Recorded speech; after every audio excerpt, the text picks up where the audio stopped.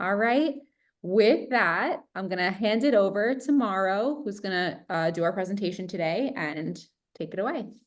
Fantastic. Thank you very much. I want to thank you to everybody for allowing me the opportunity to be here and give this class presentation. All the sponsors, Marielle, Jeffrey, everybody for making this happen. Please make sure that you do show some love to the sponsors and everybody else. It definitely helps. They're the reason that I can be here doing this. So what I want to do is I'm going to share my screen. And I just want to make sure that I'm getting it right. And let's see here. Hold on. Perfect. And let's do slideshow. Yes. Give me 1 second. And you guys can see that? Awesome. We sure can. Perfect. All right. So again, my name is Mauro Comuzzi. I am the president and the owner of the Paving Lady. That is an entirely other conversation and class we could do to tell you how I became the Paving Lady, but I've been in the paving industry for the last 15 years, construction my entire life. And the class I'm going to teach you guys today is called Common Asphalt Issues and Solutions. One of the things, I mean, the biggest thing for me is the biggest takeaway I want you guys to take away from this is that there's a lot of common sense that can be applied to paving and to asphalt issues. And that's what I hope that you're taking away from this. I hope that you're taking away some of these things that are going to allow you to make some good informed decisions when it comes to your parking lots and roadways. So having said that, let's go ahead and just move on and start the class. If you have any questions, please ask them. I will, if I'm gonna cover it later on, I will go ahead and tell you I'm gonna cover it later on. And if not, we can do it at the end, but just please feel free to ask for the questions whenever you'd like. So this slide right here is probably one of the most important slides.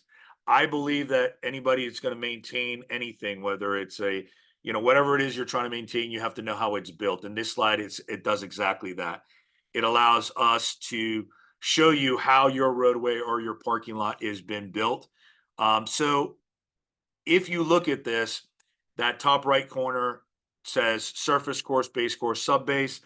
If you look at your parking lot or your roadway right now and you go outside and you do this, then you look out there, you're looking at the surface, right? It's only the tip of the iceberg. And you have to understand that in asphalt paving, you have different courses that make up your road or parking lot.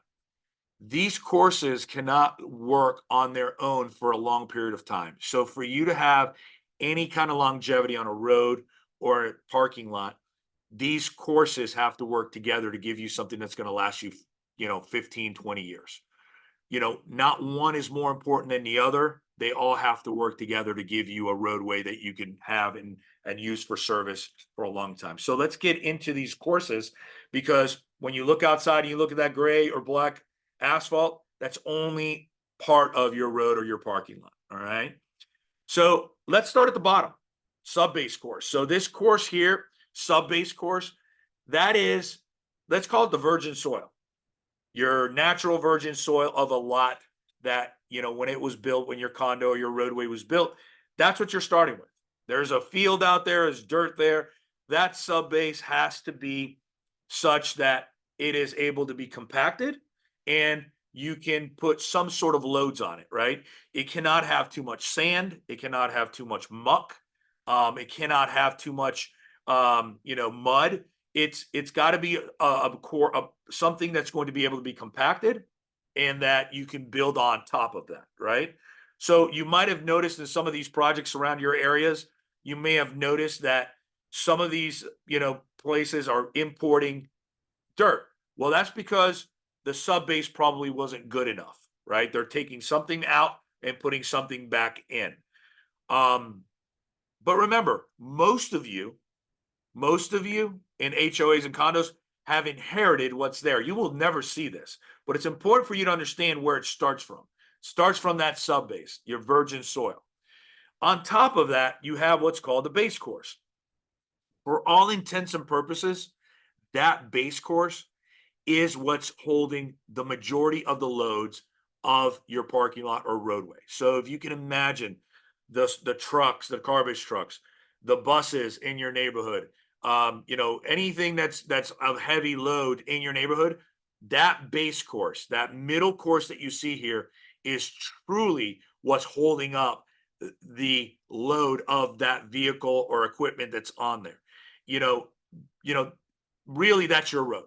You know, I know that a lot of you think about this. If you're from the Midwest or if you've seen movies, you see, you know, in the old days, these dirt roads and these wagons on dirt roads, right?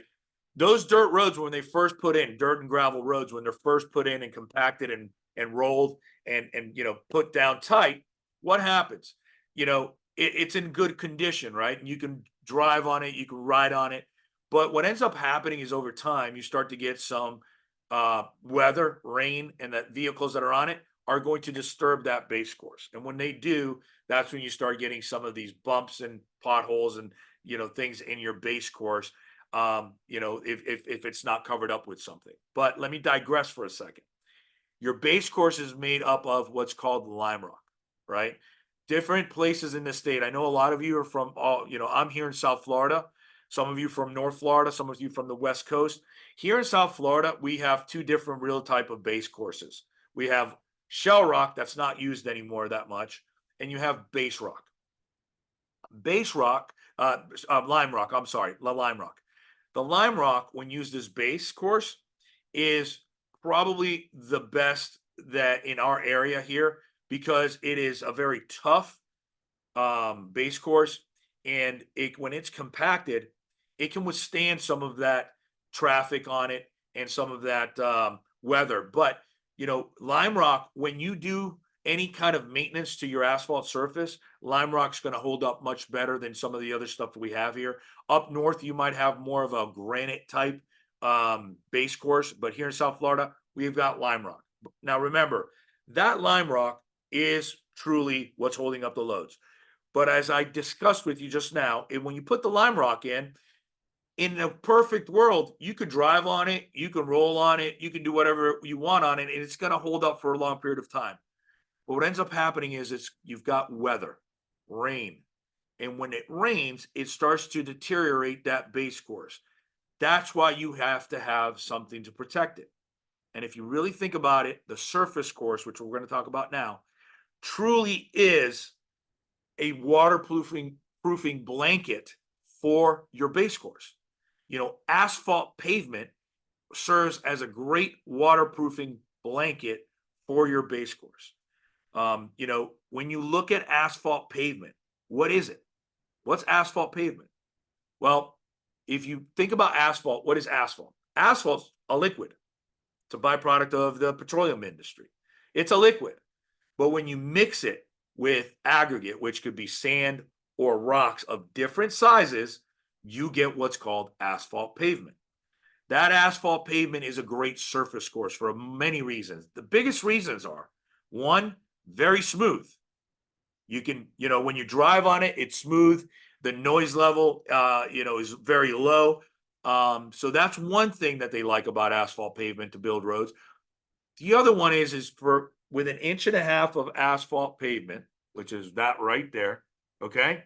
For that inch and a half, you can drive your trucks on it. You can drive your cars on it.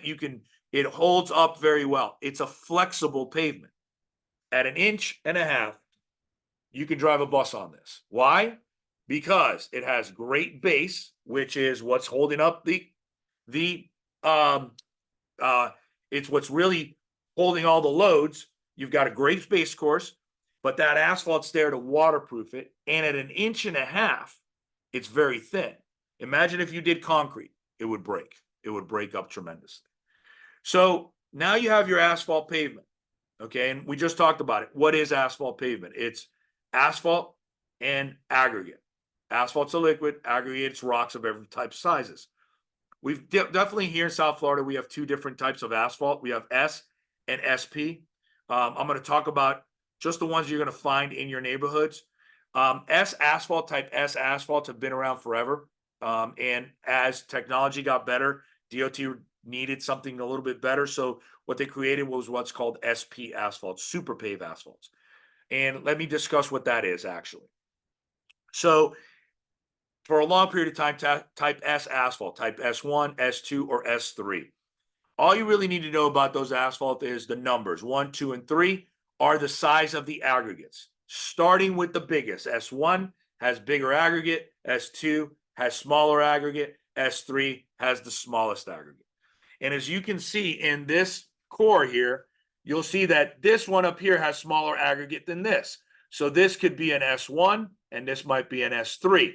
And what's important for you to understand the size of the aggregate is the bigger the aggregate, the less aesthetically pleasing that asphalt's going to look. You're going to see more rocks. You're going to see bigger rocks. So that's why in your neighborhoods and condos and HOAs, a type S3 asphalt is what you're typically going to find. Smaller aggregate, right? It's very aesthetically pleasing. And that's what you want in your roadways and in your condos. Now, if it was a Walmart supercenter, guess what? You might want thicker aggregate because you don't care what it looks like. So we talked about S3 asphalt. That's what you're typically going to see in your HOAs, and it's going to be something that's got smaller aggregates like this. The other thing, when DOT decided they needed something a little bit better, they created what's called SP asphalts, super pave. So SP is super pave asphalt. What did they do? They made the quality control a lot more stringent. They made the application quality control a lot more stringent. Anything that has to do with super pave asphalts, the quality control is a level up from the type S1 through 3. So super pave also has polymer modified asphalt, the binder itself, which is the asphalt. They modified that, made it better, because you really can't modify the rock. So they modified the asphalt, made it better, and the quality control is much better. So, super pave asphalt is, you've got different mix designs like the S1, S2, S3. Super pave, you have SP 9.5, SP 12.5, and SP 19. In your HOAs, you will typically see SP 9.5 because that number means the size of the aggregate in millimeters. So SP 9.5 averages 9.5 millimeters. So that's just basically as technical as I'm going to get about asphalt. You've got 3 different courses that you're going to find in your asphalt. You're going to have a sub base. You're going to have a base, which is the one that's holding all the loads. And you got to have a surface course. The surface course is your asphalt pavement, which is aggregate plus the liquid asphalt and different mix designs depending on where you are in the state. So this is the most important slide to me because I think it tells you how something is built. One of the things that I really want you guys to understand is that you as property managers and as board members and people that are trying to maintain this, you can only maintain the surface. And maintaining that surface course, which is the asphalt pavement, is going to allow you to maintain everything below it. So very long way to tell you, you need to maintain that surface course, which is your asphalt. But I think you needed to understand what's below it and how that's all holding up your asphalt from crumbling. Because without a good base course, this asphalt would crumble and break. All right. So this slide kind of tells you a little bit about the typical life cycle of asphalt. I say typical because no 2 asphalt parking lots are the same. And I'll relate it to you guys in a way. Human beings. The life cycle of every human being is a little bit different. Depends on how you take care of yourself when you're younger, the maintenance that you do when you're younger. Same thing with an asphalt parking lot. There's no 2 that are the same. So the more you take care of a parking lot or asphalt in the beginning of its life, you will spend less money in the later part of its life. So I think it's a lot of common sense there, and if you can look at this graph, and what you'll notice is that as it gets older, you need more maintenance. And it's, not unlike us, as we get older, we need more maintenance. But if I would have spent more money on myself and staying healthy when I was younger, guess what? I'm going to spend less money most of the time as I get older. Same thing with asphalt. If you take care of asphalt, let's say one of your HOAs or condos, you decide to redo your asphalt, right then and there, when you get finished redoing your asphalt, and you do new asphalt, that's when the life cycle starts. That's when you start looking forward to how am I going to maintain this to make it last 30 to 40% longer. And that is why asphalt maintenance starts right at the beginning. You need to monitor it, start making the maintenance, which is, seal coating, patching, anything that needs to be done. And you need to do it right when you start seeing the problems. And what this slide here will tell you is as it gets older, it needs more maintenance. And there's a study that showed that for every dollar you don't spend now, you're going to spend $5 to $8 later. So it's important to understand that it gets worse with time, and it gets exponentially worse with time. All right. I want to talk about some of the deficiencies that you guys see in your parking lots. And this is really, the asphalt has a lot of deficiencies. It can have a ton of deficiencies. I want to talk about the ones that you're going to see mostly in your HOAs or roadways, your condos. But let's start about cracking, alligator cracking. The top right picture has, these cracks that kind of resemble alligator skin. Well, that's why they call it alligator cracking. This is because there's something going on below the asphalt, something in the base rock. Remember, we talked about the base rock. If that base rock is not structurally sound, this is what you're going to get. You're going to get alligator cracking. How does this start? Well, somewhere in between your asphalt and the rock, water has gotten in. And as more cars drive over it, it cracks a little bit more water gets in. And if you continue to do this over and over and over again, you're going to make this area crack horizontally. And you're going to get what you see here, which is alligator cracking. This isn't getting into your base. It's kind of staying superficial on top of the base, but you want to identify this quickly. This can get out of hand. And if you don't catch it early enough, you will be replacing an entire area of your asphalt instead of could be a 4x4 or a 5x5 or a smaller patch. The way you take care of this is you want to cut out all of the affected area, square area. You want to cut that out. You want to remove the asphalt. You want to inspect the base rock. If some new base rock needs to be put in, you put more new base rock in, and then you replace the asphalt that you took out. You do that. It's called a full depth patch, meaning you're removing all the asphalt and going to the rock. So that's how you replace alligator cracking. I have to stress you need to be very vigilant with this because it can get out of hand pretty quickly, and you can repair areas that are 2 to 3 times bigger than what you really needed to repair because you waited too long. The next thing that you see here is called reflective cracking. Reflective cracking is something that I put in here kind of like a cautionary tale, because reflective cracking is a crack that starts from a surface below, right? It reflects through the surface on top. So if you have asphalt, you have a piece of a section of asphalt, a road, and let's say that you're going to overlay it and you're going to put new asphalt on top of that asphalt, which is a maintenance procedure that you can do.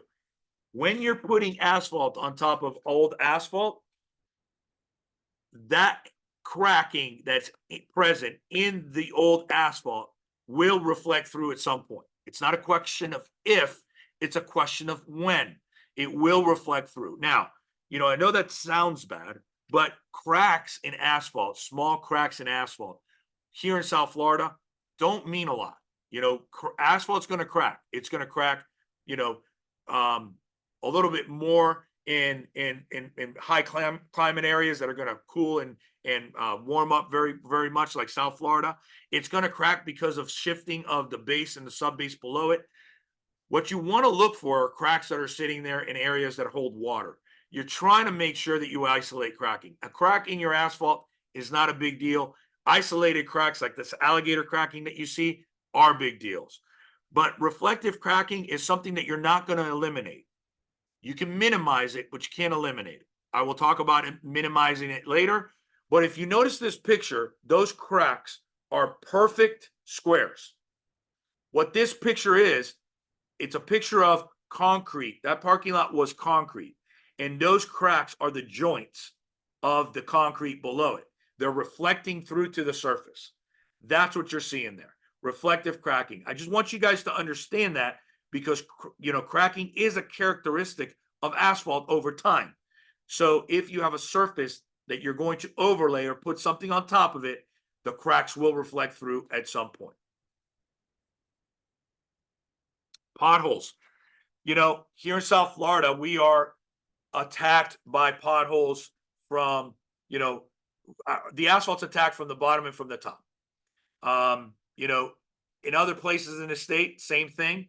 But here in South Florida, 6 feet below us, we've got water that's moving constantly. And remember, we were talking about the sub base below the asphalt. And if you've got water that's moving, especially at the times of really high rain, which is the summer, and if you're close to the intercoastal or the water, the tidal um, ebbs and flows of the tide will actually sometimes deteriorate that subbase. And when that happens, you will get what's called a sinkhole, which can lead into a pothole. Other places, some of you may be closer to like Lando Lakes or Zephyr Hills. You go to sleep at night and you have a neighbor, you wake up and that neighbor is gone because, there was a sinkhole that happened. Same thing. We just get them smaller down here, right? So that's how you're attacked from the bottom here. You got shifting water. That's going to shift the sub base. It's going to cause it to cave in and you get a pothole overnight, right? Some of you have noticed that wherever you go to shopping, you go to a Publix or any kind of shopping center, and you'll notice that there's no potholes in it. 2 days later, there's a pothole. Well, that's because something from below has shifted and it's caved in, right? Also, here, you're going to get attacked from the surface. So you get asphalt, you get water that gets into the surface, it gets in between the rock, it starts to get more water into that sub base, into that base. More cars drive over it, it starts to deteriorate it more.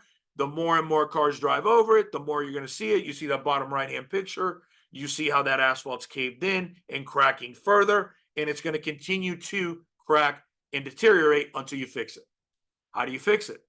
Same thing you did with the alligator cracking. You isolate the repair, you make a square patch, remove the asphalt, put new asphalt in, and compact it, and you are left with a permanent patch that you can drive over and you've.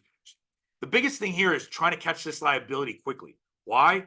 Because it's dangerous. People, cars, you just want to catch these liabilities before, number one, they hurt somebody or they get to a point where it's costing you more money to fix it. That makes sense? Root damage. South Florida, we got a lot of root damage. I'm sure in other places, it's one of the worst things that we can deal with, especially with the way parking lots are built and roadways are built. Lots of shade trees are planted when the parking lots were young. When they're as soon as they're built, they put in young trees. Those young trees grow up to mature trees, and as they grow to mature trees, those roots seek out water, and you're going to find this root damage. Root damage is something that's one of the biggest liabilities that we run into. It's also something that's very touchy because, most building departments here in South Florida will not allow you to remove trees. You have a better chance of going next door and killing your neighbor than removing a tree in these municipalities down here. They love their shade trees. So one of the things that we always tell everybody is you got to try to mitigate the root damage. Best way to do this is to constantly prune roots. And if needed, put in root barriers. Root barrier is a barrier that goes between, your parking lot and the tree. Hopefully that root barrier will stop the root from growing. Sometimes it will, and sometimes the tree gets so big that it will not. What do you do when you see this, right? When you see root damage like this, it's important to catch it early, call somebody out. Best way to fix this is you will cut out a square patch with all the damage that's in there, remove the asphalt. If the root's on the surface, cut the root, remove it. If the root is such that it could hurt the tree, you might have to have an arborist look at it. We typically have never had such luck that that we kill a tree.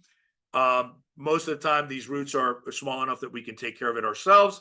We will cut the roots off inside the asphalt area, remove them, put asphalt back. But when you do that, that root that's there, it's going to happen again. It's going to try to search for food again. So it's very important that as an HOA, you continuously mitigate those root damages by pruning the roots, putting in a root barrier, and constantly being vigilant. That's how you repair this full depth patch, just like you did everything else.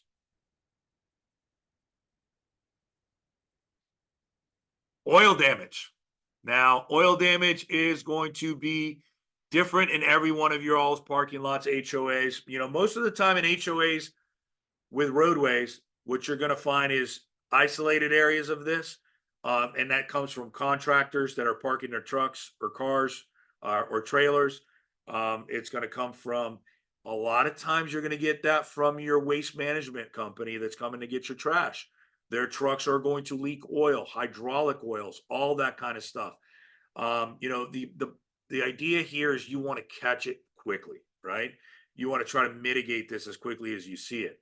My advice to you is, if you are going through and going to do a paving project and doing brand new paving on your roadways or your parking lots, it is important that you put on notice the waste management company. You let them know that you are doing a paving job, that you are replacing the asphalt, and that if their trucks leak oils or anything else on that asphalt, that they are responsible for cleaning it and they are responsible for repairing it. If you don't do that, you could still do that. You could still probably get them to come out and help you, but it's very important that you put them on notice so they know.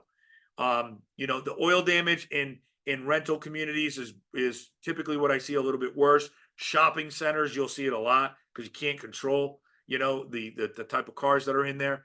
But most important thing here, if you see oil damage, diesel, any kind of stuff that spills on your asphalt, try to contain it as quickly as possible. One of the things, if you have a maintenance guy or a maintenance person that can take care of this, kitty litter is really good. You put kitty litter on an oil spill or on a gas spill, it'll soak up a lot of that loose stuff and mitigate the damage a little bit. But asphalt's very porous. If it's never been seal coated before, that oil is going to get in there. The other thing you can do is you can take like a Dawn detergent or any kind of degreaser, light degreaser, and just put it on there and wash it with some soap and water. That will help. If you get it to a point where you cannot do anything, and it's, if you look at this picture here, you'll notice these oil stains on there. If you take a key and you go to these oil stains, you will be able to pick the asphalt out like butter. That's how much it breaks down. The oil breaks down the asphalt. So the best thing to do here is you want to cut this out. You want to take a square patch, whatever the size of the oil damage is, take the square patch, remove the asphalt, and put new asphalt in.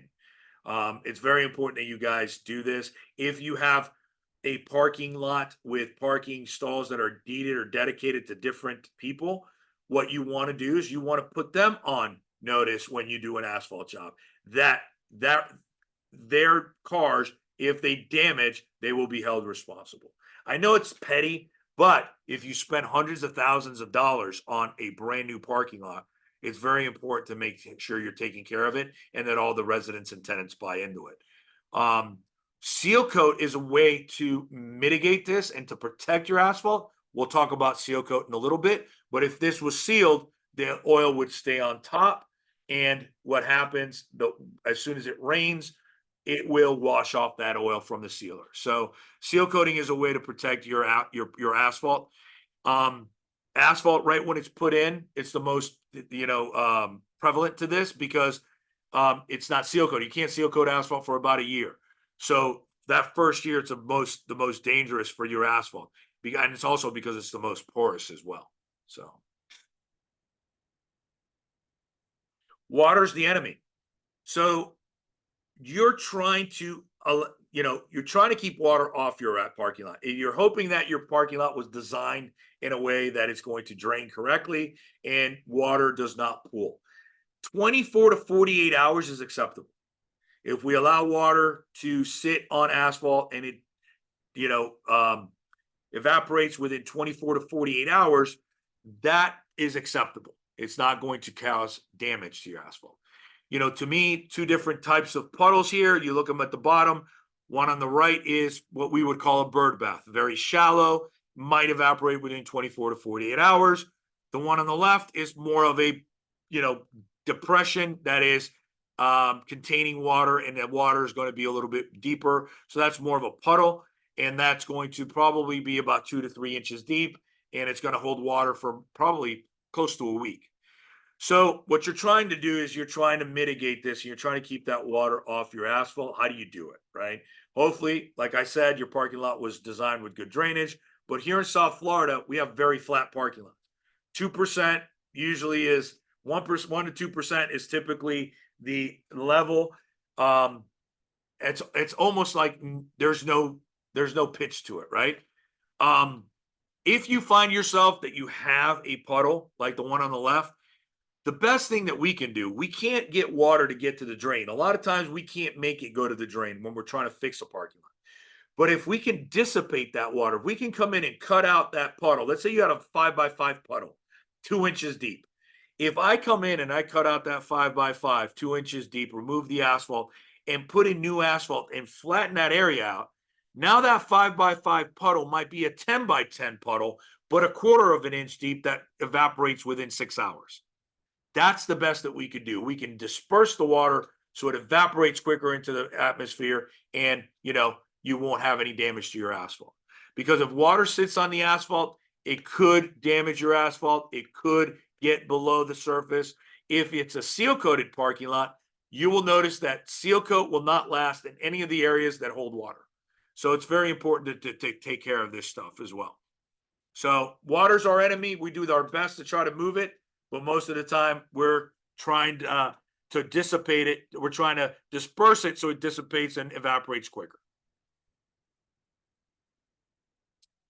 This is my little disclaimer. I know it's really tough for you as a property manager, board member, to try to make sure you're making the right decisions with your dollars. And that's why it's really important. It's really important for you to find somebody that you trust that's going to tell you what you need to hear and when you need to hear it. Because a lot of times people sell you a maintenance procedure that doesn't do you any good. Or you could have done something different and it would have made your asphalt last longer. It's important that you find somebody that's that can help you make decisions that you feel comfortable that you've done the best for your HOA and your parking lot maintenance. So I know it's difficult, and I know a lot of times you're not sure, but find somebody, a company like ours or anybody else that you might have anywhere. We can help consult you at any point in time and taking a look at it, even if you're not from our area, to take a look at this. But it's very important, and make sure that you're being told what you need to be told, not what people sometimes tell you what you want to hear, that you don't have to spend a lot of money, but that's because they're trying to sell you on something that's a little bit less money, because they don't want you to do what you need to do, which is a lot more money. So very important you find somebody you trust on that. Let's talk about some of the things I just said about. What are some of the maintenance procedures and things that you can do to extend the life of your pavement, right? Asphalt, when installed correctly, you got an inch of asphalt installed, it can last you in a parking lot 15, 20 years if it's maintained correctly. In a roadway, if it's got great drainage, it can last you 25 years, 30 years. It all really depends on the traffic, the drainage, and the type of roadway, whether it's inverted or crowned in the middle. Those all make a lot of, have a lot of bearing on how long it's going to last you. So let's say you installed, your HOA has a roadway that's about 15 years old and it's starting to look a little bit worn. It's starting to have some cracking. But let's say, now over time, one of the things you need to understand about asphalt will wear from the top down. So if this on the screen, you'll see two cores. One is about an inch. The other one is about half an inch. Over time, asphalt will wear. It will wear from the top down, so you'll lose thickness. Let's say you have about let's say you have about a half inch left in your parking lot or your roadway, and you want to overlay it, and that's putting an inch on top of it. That is a perfect asphalt procedure and maintenance procedure for asphalt. You're taking good asphalt and putting another layer of asphalt on top, therefore taking what's there now and doubling the life of what's there while giving you those 15 to 20 years. So it's very, very effective to overlay asphalt, but remember what we talked about earlier, reflective cracking. If your asphalt has surface cracking, not a lot, but a little, an overlay is really good to do. If your parking lot has potholes, you need to fix those before you do an overlay. Any damage to the road needs to be fixed, and then you can overlay it. But sometimes that's the best approach. You only fix a few things, and then you overlay the asphalt, and that'll give you your 15, 20 more years, and it gives you a thicker asphalt layer, which is great. So an overlay is exactly what it implies. You're putting asphalt layer on top of another one, right? What's important to understand with overlaying is because you're putting more asphalt on top of existing, you have to make sure that your contractor is going to achieve a flush joint at any sidewalks, anything that needs to be flush without a tripping hazard. That's what you want to make sure that they achieve that. Any manholes, you have to get what's called manhole risers to bring them up about an inch. Typically an overlay is about an inch. So make sure that your contractor is doing that, that they are meeting all the sidewalks and everything that they need to meet flush, and that their manholes are being elevated by an inch. Manhole risers for an inch. But an overlay is a really good asphalt procedure that'll give you another 15, 20, 25 years to your asphalt or your roadway if done correctly. Let's say, remember we talked about reflective cracking, and let's say you have a parking lot and you have, this much asphalt, but the surface of it is cracked. A lot of cracking, and you have somebody come out and look at it, and the determination is, if you overlay this, you're going to have a lot of cracking very quickly. So remember, I told you that we can mitigate that a little bit and prevent it a little bit. We can't eliminate it, but we can prevent it. And the way to do that is what's called milling. The process of milling is removing a layer of asphalt or a thickness of asphalt, depending on what you want. You can remove a half inch, you can remove a quarter inch, you can remove an inch. It all depends on how much asphalt you have there now. But a lot of times asphalt is just cracked on the surface. It doesn't go all the way through. So in order to remove some of that surface cracking, let's say you have an asphalt surface like this, and you mill this top piece off, and you're left with some asphalt. Most of the time, you have removed the cracking, or the majority of the cracking. So the characteristic of a crack is that it's usually wider at the top than at the bottom over time. So if you mill some of it off, you may have taken a half-inch crack to a quarter-inch crack, or maybe even less. What you've done now is you've made it so that crack, it's going to take longer for it to reflect through, or you may have eliminated the chance of it reflecting through because you've made it so small. So milling is a very, very good procedure for that. So once you mill it, then you put asphalt on top of that surface. So basically, is you're taking a surface and making it so it's good to receive a new surface on top of it. It's kind of like, if you're milling, if you're going to stain a deck, what do you have to do? You have to sand that deck before you put the stain on.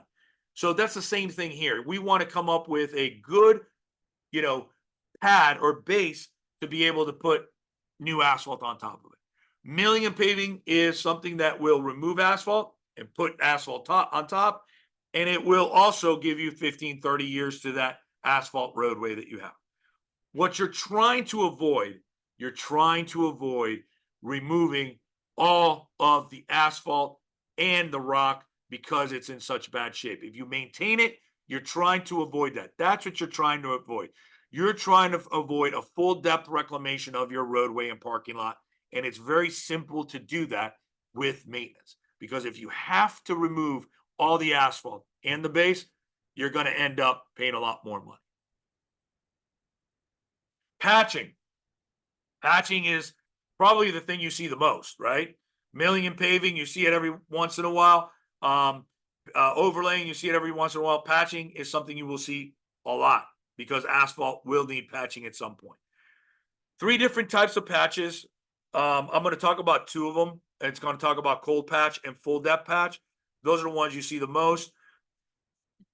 Cold patching, if you don't know what cold patch is, you can go to Lowe's or Home Depot right now and buy a bag of asphalt. It's cold. That's why they call it cold patch. You can go buy a bag of asphalt, open it up, throw it into the pothole, and compact it, and that will take care of that pothole temporarily. It's very important for you to understand that a cold patch is a temporary repair. Okay. But what it does do is it takes care of a lot of, it takes care of that liability, and it stops the damage. So cold patch is really good for temporary repairs that will allow you to call a professional to come out and fix it. So if you have a maintenance person, or if yourself, you can put this asphalt cold patch into the pothole, and it will temporarily fix that liability, right? What should you do if you want it to be permanent? Well, the bottom one, called full depth patching, you cut out in a square and rectangles. No, you don't want triangles, circles. You want squares and rectangles. You want to remove the asphalt all the way to the rock, recompact the rock, make sure that the rock is compacted, and then you put in asphalt into that patch that you're trying to make it a permanent repair. So very important: patching, cold patch, temporary repair, permanent. Full depth patch is a permanent repair. So those are the two real ones that you will find out there. Very important. One is temporary and one is permanent. And seal coating. So seal coating is, people ask me a lot if I believe in it, and I do believe in seal coating wholeheartedly. But I want everybody to understand that seal coating is just a maintenance procedure. It doesn't fix anything. And I believe in it if it's done at the right time, and I will explain myself here, because remember what I talked about.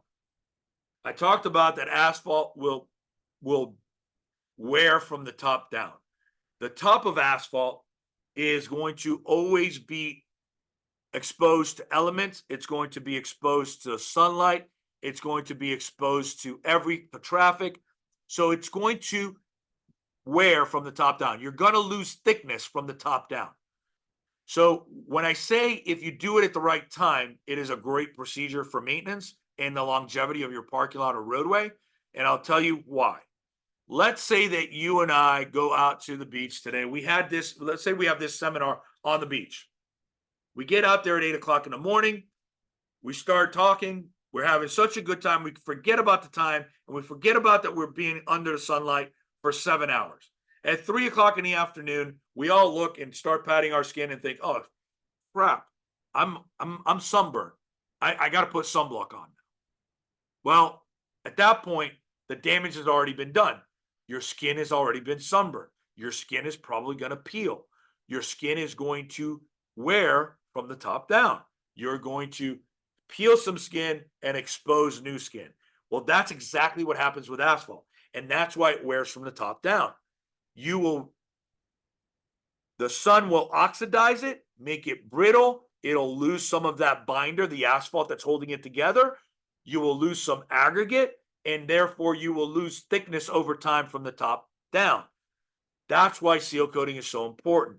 It's like sunscreen for your asphalt. You're putting it on top of asphalt that's hopefully about a year old. That's the first time you want to do it. You want to make sure that the asphalt's cured. Asphalt to cure has to have the oils come to the surface and evaporate. If you seal coat it too early, you're not allowing that to happen. If you seal coat it too late, the damage has already been done. So about a year is the right time to do it.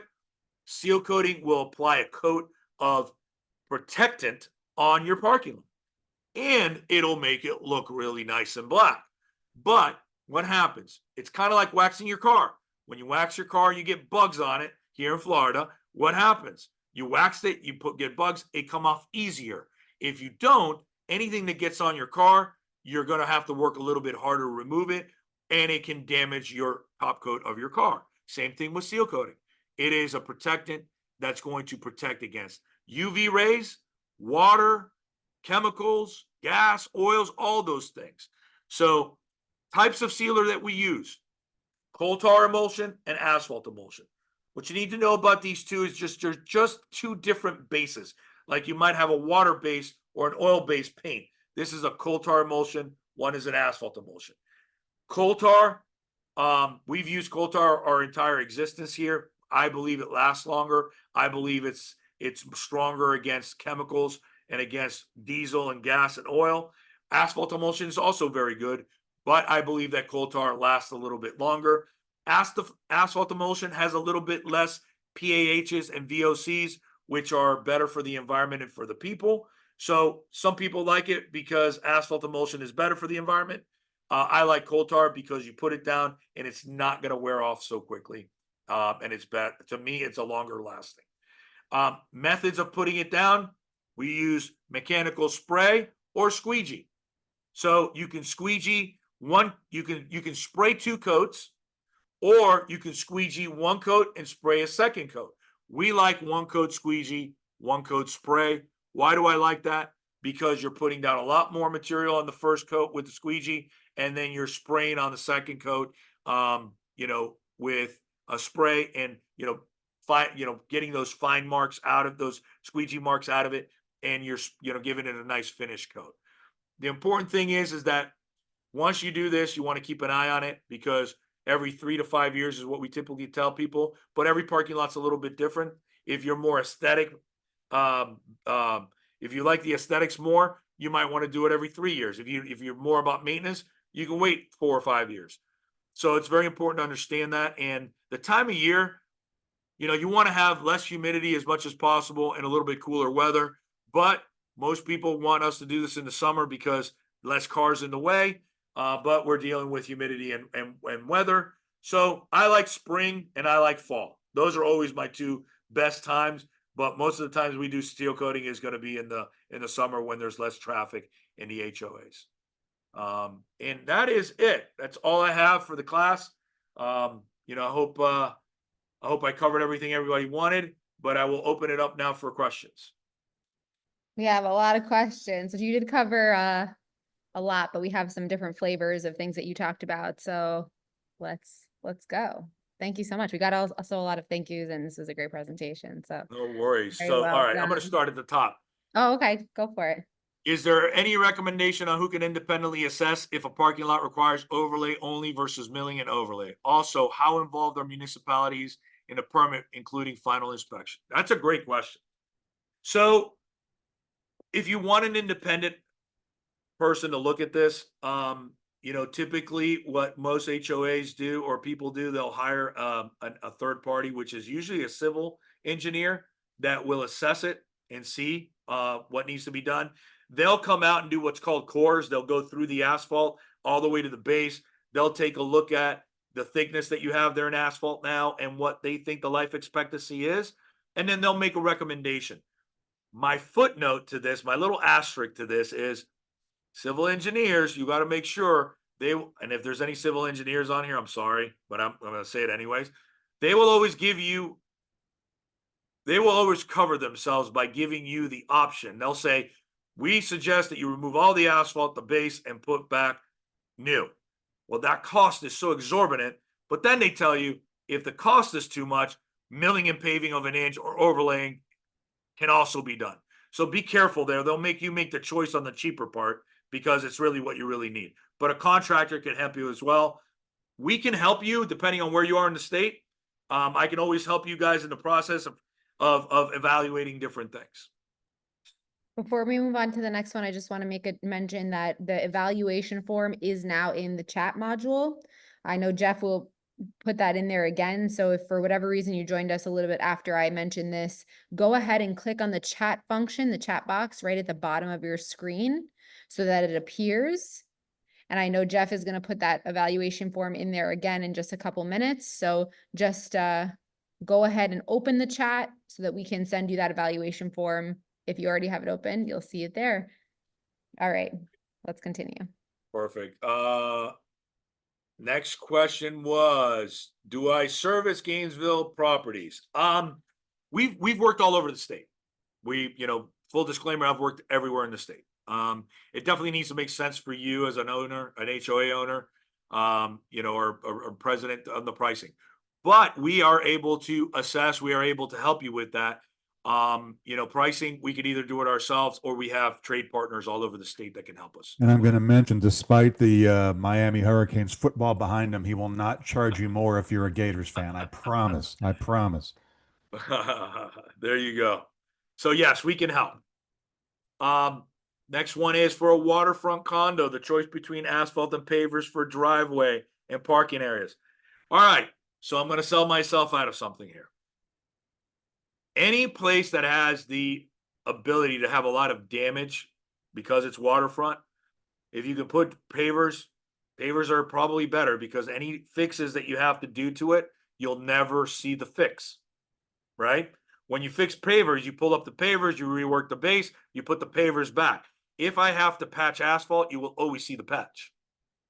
So pavers are probably a really good idea, very expensive. And asphalt is more functional, and cheaper or more economic, but with that water ebbing and flowing, you might have some depressions. Next one, my HOA has received some paving quotes from various vendors for a private road. Some are quoting for 1.5 inches, some 2. Is there a reason to pick one over the other? No, there's not a reason. The 2 inch is going to last you longer than 1.5 inches, but it depends on what's there now. If the HOA has a lot of asphalt there, no reason to go to 2 inch. If there's already asphalt that's there now, 1.5 inches might suffice. We'd be happy to look at that. I don't know where that HOA, Keisha, you can send me or Dawn a text message or an email. Be more than happy to take a look at what you have contract-wise and go from there. Next question. If we seal coat our streets that are about 9 years old, will this extend the lifespan of the asphalt? And if so, for how long? So this question is kind of open-ended. The reason I say that is, even though your street's 9 years old, I don't know the condition of it, right? And I'll try to help you here as much as I can. If the condition of the asphalt is still so it's smooth, if you can see my course here, if it's still smooth, right, versus a very rocky surface because it's deteriorating, I believe that if it's smooth, it will allow you to extend the life. If it's a lot of rocks and aggregates sticking out already, it could extend it for a little bit, but it will not do the job it would if it was still a smooth surface. And at 9 years, you could still have it depending on how it was installed. Can you fix color changes when the surface becomes whitish or multicolored? So if you're looking at asphalt that has never been seal coated before and it's whitish or multicolored, the only way you fix the color is to seal coat it. Seal coat it will make everything uniform black. Now, once you seal coat it and it's uniformly black, the seal coat could get stained by sprinkler water, the minerals in your sprinkler water, any kind of rust in the water, right? Anything like that will stain your sealer. So yes, you can fix it by seal coating. Next question. How long after you repave your parking lot should you perform a seal coating? Great question. 1 year is what I like. It's just very simple. 1 year. What we're trying to do is we're allowing, and if you look here, we're allowing the asphalt to all the oils to come to the surface and evaporate. Okay. Typically, it is done well before that year, but we like to say 1 year. And the reason is we're allowing that entire section of asphalt to bring the oils to the surface, evaporate. If you seal coat too quickly, number one, you're trapping oils and you're not allowing the asphalt to cure. And if you seal coat too quickly, if there's oil on the surface, sealer won't stick correctly. So it will prematurely wear and before, if you seal coat too early. So you definitely want to wait. Look, we've done it 7 months, 8 months because we've had to. That's okay. 7 months to a year, I think you'll be okay. Very informative presentation. Oh, thank you. Quick back of envelope presentation. Assume an 8-inch lane at stage 5, approximate cost per lane foot. Oh, wow. I wouldn't even know where to start with this. We don't look at that.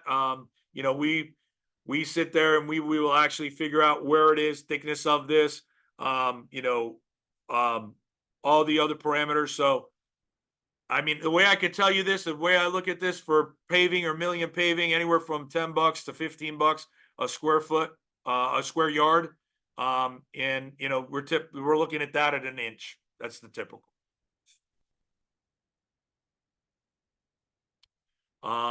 Please indicate the typical lifespan of a community street for reserve study purposes. And what would be the resurfacing needed outside of a specific problem area? Ooh. Look, if a road was installed, let's make it easy. If a road was installed in the year 2000, it should last you, it would still be there and in okay condition. So 25 years is a good lifespan of a road. And I'm going to tell you that that's a little bit of a loaded question because, and I'll get into this now, you can have an inverted road or you can have a crowned road. Water's our enemy. So an inverted road is actually catching the water, taking the water down the joint, which is the weakest point, to a drain. If you have an inverted road, it will last you less than that. If you have a crown road, it should last you that because a crown road takes the water and sheets it off the roadway. Does that make sense? So, resurfacing every 15 to 20 years, I would look at maybe doing an overlay or a mill and pave. That's what you should look at, but that's open-ended because depends on the traffic of the roadway. It depends on a lot of things, but we can help you with that. If you reach out to Don or myself via email, we could kind of help you with this. I have a property that has new asphalt in late July 24. Then it flooded with saltwater, Hurricane Helene, September 2024. When we cleared the sand as soon as we could, or should we expect any early issues in the long run since it was so fresh? I would say that I would expect something. Okay. I can't expect that a parking lot was underwater or with sand and salt and it didn't affect newly installed asphalt that was about 4 months old. What can you expect? You might expect some deterioration of the asphalt prematurely over time. I would just keep an eye on it. I think you're going to see some deterioration of that asphalt. But it may weather the storm, let's say, right? If it was on great base and that base did not get, let's call it, compromised with all the flooding, you should be okay. But keep an eye on the surface. Seal coating this 1 year after, so you're right about there. I would do that if you haven't done that already, because any of that damage that it did to that surface, it could seal it. You could seal it and keep the sun and the chemicals and the things that are attacking your asphalt on a daily basis at bay. What are my thoughts about reclamite? I don't even know what reclamite is. I'm not sure what that is. Now, you might be asking about a rejuvenator. It might be a rejuvenator. I'm not a big fan. I think it's just like a sealer. They say that it'll rejuvenate, make younger. Look, I'm one of these guys. I think a lot of people have tried to rejuvenate themselves over time, right? But secret creams and secret sauce and whatever it takes don't work. If the damage is done, it's done. It's about maintaining it and doing it right from the beginning. If that's what you're asking about a rejuvenator, I'm not a big fan. Maybe I'm not a big fan because I've never really done the research and used it because I believe in the maintenance first. How long should you wait to drive on a seal-coated road? That's a great question. Typically, spec 24 hours. I would tell you 48. Do not, if you can, So you as an HOA are just as much responsible for the longevity of your parking lots or roadway as we are. And I'll tell you why. Because we will tell you we need 48 hours. And a lot of times we hear that's too long, we can't do that. 24 is the spec, but the longer you wait, the better it is. Let me explain why. Sealer has to, the water in sealer has to evaporate out of the sealer for it to cure. In Florida, we have a lot of humidity. If that water doesn't evaporate completely out of it, it is not cured sufficiently. If you get traffic on it too quickly, you could push some of that moisture that's in it and affect the sealer. So we like to seal coat 4 to 6 hours in between coats, but make sure that that first coat is dried and cured sufficiently. And the best way to do that is the thumb test. You take your thumb, you press down with about 10 to 15 pounds of force, and then you twist. If you get sealer on your hand, you should not be putting a second coat. If there's no sealer on your hand, you're good. But 24 hours is what I like. Can we send out the slides? Yes, we can. If on the evaluation form, if you could just ask Dawn for them, she will make sure she gets them out to you. What is the best application method for seal coating? In your experience, is spraying or squeegeeing more effective? We recently had our parking lot and some of our roadways squeegeed. But we're ready. We're already noticing signs of wear, particularly around the edges of the roadways. Any insight you could provide would be greatly appreciated. Okay. This is a good question. I'm going to tell you, depending on where this is in the state. Here in South Florida, seal coating, spraying or squeegeeing. Squeegeeing, I like when it's new asphalt. Why? It puts more sealer on the ground. Spraying the second coat is always a good thing. 2 sprays is always a good thing.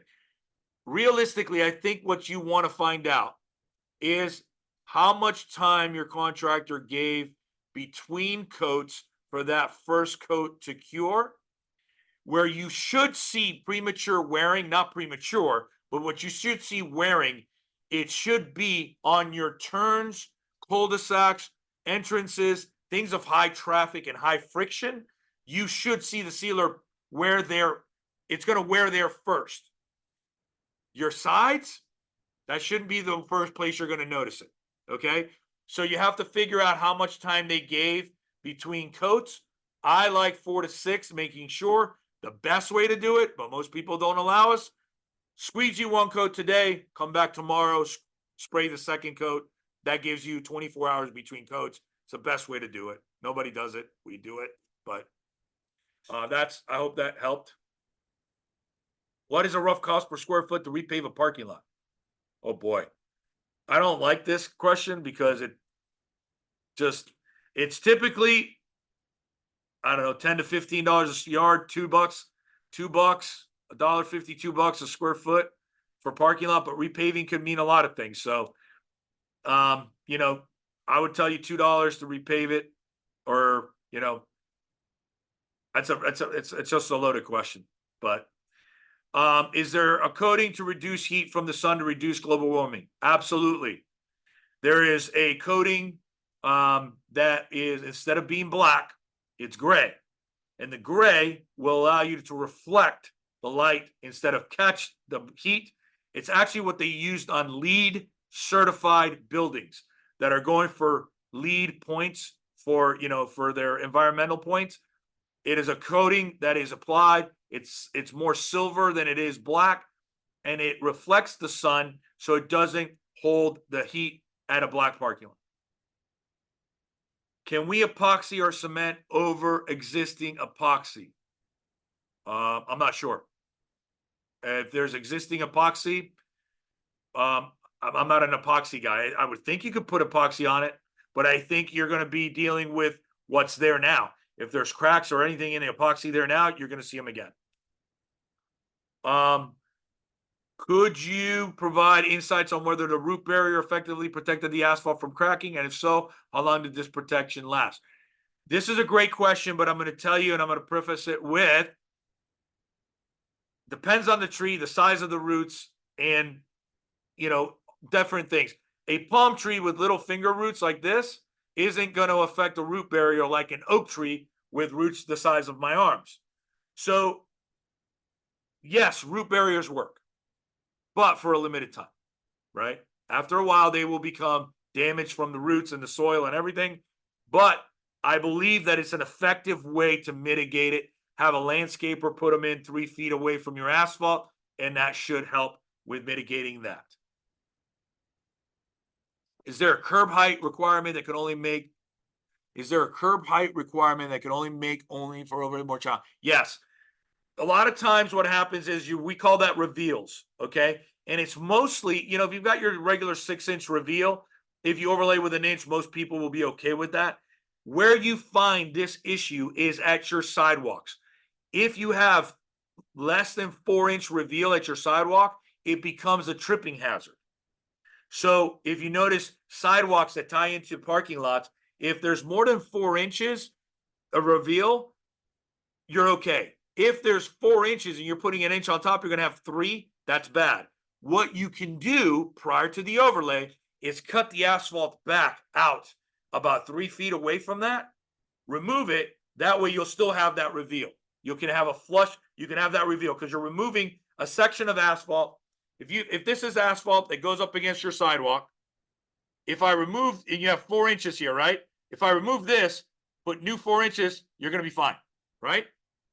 That makes sense? But yes, it could make it more challenging depending on what's there now. Our roads and parking lots are over 40 years old. We have had resurfacing done 2 to 3 times. We have lots of cracking. Do you suggest milling next? Yes. If you resurface 2 to 3 times, you have a lot of asphalt there. A lot. I would suggest milling first. I would also suggest doing core samples where the cracking is to find out if the cracking is going all the way through. And what a core sample is a drill, round drill like this, goes into the asphalt and pulls out round cores like this. And if you do that at a cracked area, you can see if the crack goes all the way through. Let me see.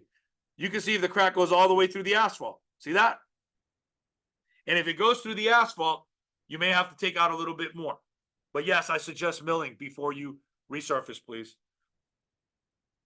Do I service the Central Florida market? I can definitely help with trade partners that I have. A lot of our clients love the fact that they have us somehow involved in their project. I am the type of person, I'm going to tell you what you need to hear. I'd rather not have you as a client if I'm not going to be truthful with you. I'm not here to make $1 from you. I'm here to earn that $1 from you. So we do service Central Florida, maybe ourselves, and also depending on our trade partners up there. Any suggestions for paving inspectors in Tampa area so we can plan our paving schedule for reserve planning? I can get you some information. Reach out to Dawn in that questionnaire. Let her know that I asked you to put that in, and we can maybe help you find somebody up that way. Thank you so much. That was so helpful and informative. I just wanted to make mention to everybody that this presentation will be up on the acebytsk.com website in the next few days. I'm going to put that in the chat where you can find that. That's under our member content. You can also find all of the recordings from the whole summer on there if you want to refer back. But I think there was so much interesting information that you guys may want to refer back. You may want to share with your communities. A lot of you asked to share. And other than that, please grab the evaluation form that's in the chat right now. Jeff also just shared next week's webinar, so you can go ahead and have a chance to register for that. But if you fill out the evaluation form, you'll have an opportunity to contact Mauro and his team, as well as any of the other experts in our community. So I just wanted to thank you so much, Mauro, for an amazing presentation. Thanks for answering all those great questions too. I truly enjoy this, and this is very difficult for me, and I try to do the best I can doing it this way. I'm an in-person kind of guy, but I will be more than happy to talk to any one of you that have had issues with your parking lots. I love teaching about this. I love talking to people about this. I just had a text that came in from somebody that I've known and done business with a lot. She's here and she loves the presentation show. Thank you so Awesome. much. What an I would love to offer. talk What to an each and every offer. one of you. I hope you guys take advantage of that. That's an incredible offer, and we really appreciate that. We appreciate you having you in our community as a resource. This is such a niche and important topic. So for those of you who have further questions, maybe, in a couple of days you think of something, Mauro has offered to reach out to his team, which you'll have contact. Mario, one more thing. Yeah. Very soon, we're going to have a channel or an Instagram page that is going to be just dedicated to things like this. And, Cool. it'll be me talking, teaching, giving, a lot of this stuff to people. Okay. Awesome. Awesome. And you guys have a great Instagram page right now where you share a lot of really amazing content to begin with. So I can imagine that that's going to be of another fantastic resource. So follow the Paving Lady on Instagram, follow Ace by TSK on Instagram. We also have LinkedIn, YouTube, and of course, acebytsk.com. You'll have all of these great presentations again that you can refer back to and share. So thank you so much. In the chat, you will see the evaluation form. If again, you have not had a chance to grab it, please do so now. I believe we'll stay on for another minute or so just to make sure you guys have that. Other than that, thank you so much. And we hope to see you guys next week. And thank you, Mauro, again. Thank you.